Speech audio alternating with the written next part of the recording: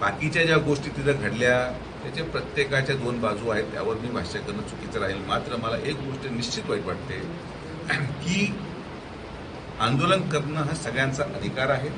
आंदोलन केलं पाहिजे, आपल्या हक्कासाठी केलं पाहिजे.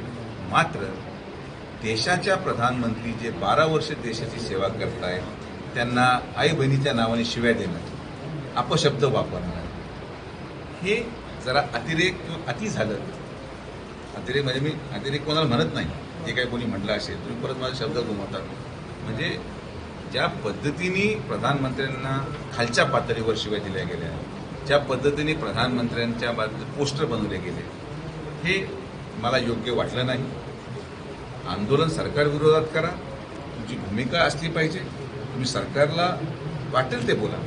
व्यक्तिगत एखाद्या व्यक्तीचं आई आज या धर्तीवर नाही, तिच्याबद्दल अपशब्द वापर, हे लोकतांत्रिक प्रक्रियेसाठी घातक आहे. हे घातक आहे. 12 वर्ष आज देश चालवणारा माणूस, त्यांनी रात्रंदिवस मेहनत केली. तुम्ही त्याच्या विरोधात बोला, ठीक आहे. त्यांचं सरकारची भूमिका तुम्हाला पटली नसेल, सरकारचे मुद्दे पटले नसतील, आम्ही मान्य करतो की नीट लीक होत होतं, चुकीचं होत होतं, योग्य तो निर्णय झाला आणि आता सरकार पुढे ते टाळेल. पण अशा प्रकारे आपल्या देशाचं नेतृत्व करणाऱ्या माणसाला खालच्या पातळीवर कोणी बोट दाखवत आहे, हे या गोष्टीचा मी आवर्जून निषेध करतो की हे नव्हतं झालं पाहिजे. महाराष्ट्रात झालं, मुंबईला झालं, ठाकरे पण बोलतात त्याच्यामध्ये एक राजकीय म्हणून कसं बघतो त्यावर आता ऑलरेडी फडणवीस साहेबांनी उत्तर दिलेलं आहे की त्यांना कुठंही जुन्या कालावधीमध्ये कुठलाही आनंद साजरा करायला मिळाला नाही. या निमित्ताने त्यांना आनंद साजरा करायची संधी मिळाली.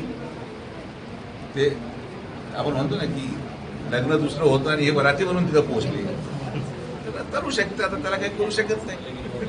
शब्द ज्या कारणास्तव पतविक्रेत्यांवर बंदी घालण्याचा निर्णय घेतला, मोठ्या प्रमाणामध्ये गुन्हेगारांची या पतविक्रेत्यांमध्ये घुसखोरी झालेली, आणि आता तुम्ही जो हॉकर झोनचा निर्णय घेताय, तिथंच सगळे पतविक्रेते गोळा होतील आणि तिथंच धंदा करतील. आता त्या ठिकाणी पण हेच लोक तिथं जमा होणार, तर त्याबद्दल कसं त्यांना नियमावली बाहेर येऊ द्या.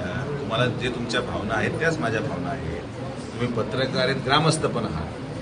जेवढी काळजी तुम्हाला तुमच्या परिवाराची, त्यापेक्षा जास्त काळजी मला तुमच्या परिवाराची आहे. तर जे नियमावली बनेल हे पूर्णपणे वॉटर टाईट राहणार. आणि तुम्हालाही माहिती आहे की आज महाराष्ट्रामध्ये किंवा जिल्ह्यामध्ये गुन्हेगार प्रवृत्तीच्या लोकांविरोधात बोलणारा मी कदाचित एकमेव लोकप्रतिनिधी जेवढं ओपनली कारवाई करतोय. कारण की आपण ना त्यांच्या हप्त्याला बळी पडलेलो आहे, ना आपण कोणाला घाबरतो. जनता ही सर्वोपरी आहे, जनतेसाठी आपण काम करतो.